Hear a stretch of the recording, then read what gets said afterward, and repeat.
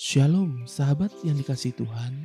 Selamat pagi, salam damai sejahtera bagi setiap kita. Di pagi hari ini, biarlah hidupku menjadi tulisan tangan-Mu yang indah, ya Tuhan.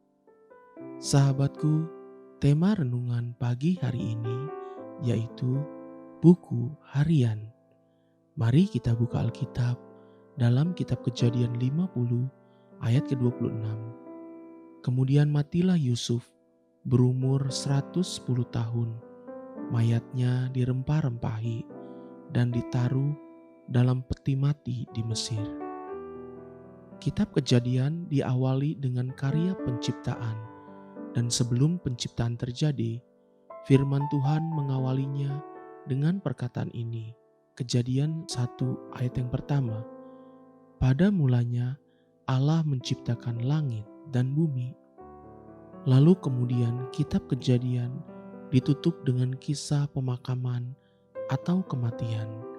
Kisah tentang akhir dari sebuah kehidupan dengan perkataan ini. Kejadian 50 ayat ke-26. Kemudian matilah Yusuf berumur 110 tahun. Mayatnya dirempah-rempahi dan ditaruh dalam peti mati di Mesir. Dari kedua ayat pembuka dan penutup di kitab Kejadian, itulah sebenarnya lukisan dari hidup manusia. Kehidupan selalu muncul karena dimulai dari dan oleh Tuhan sendiri. Setiap bayi yang lahir ke dunia itu karena campur tangan Tuhan dan diciptakan sesuai dengan peta dan teladannya Tuhan. Tidak ada yang tidak sempurna.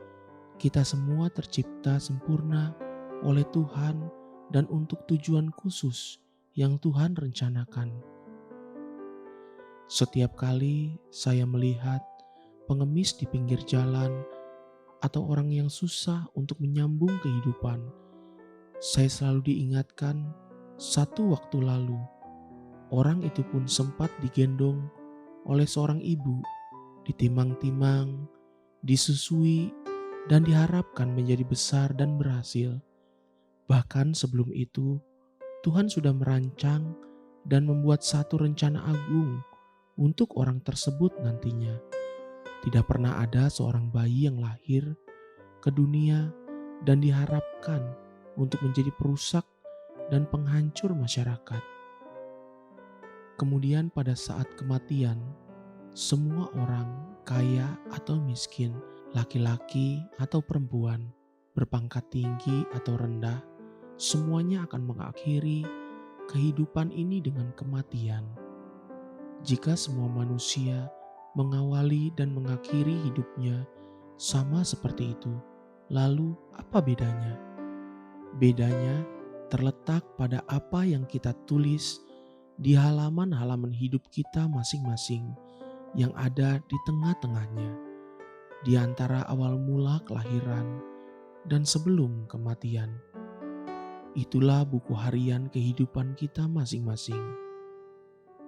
Setiap kita hari ini sedang menggoreskan tinta sejarah di dalam hidup kita masing-masing. Satu ketika nanti, orang lain akan membaca riwayat sejarah itu, dan ketika hal itu terjadi, akankah mereka melihat tulisan yang indah atau tulisan yang buruk? Salah satu buku harian yang paling buruk yang ditulis manusia dalam hidupnya adalah seperti ini. Di pintu gerbang Death Camp di Auschwitz, Polandia, dituliskan perkataan Hitler demikian, "I want to raise a generation of young people devoid of conscience, imperious, relentless, and cruel." Aku ingin membangun satu generasi anak-anak muda yang sama sekali tidak memiliki hati nurani, berani merebut, gigih, dan tidak mengenal belas kasihan. Sebaliknya, salah satu contoh buku harian terbaik yang pernah saya baca tentang seseorang adalah seperti ini. Kisah Para Rasul 13 ayat 36.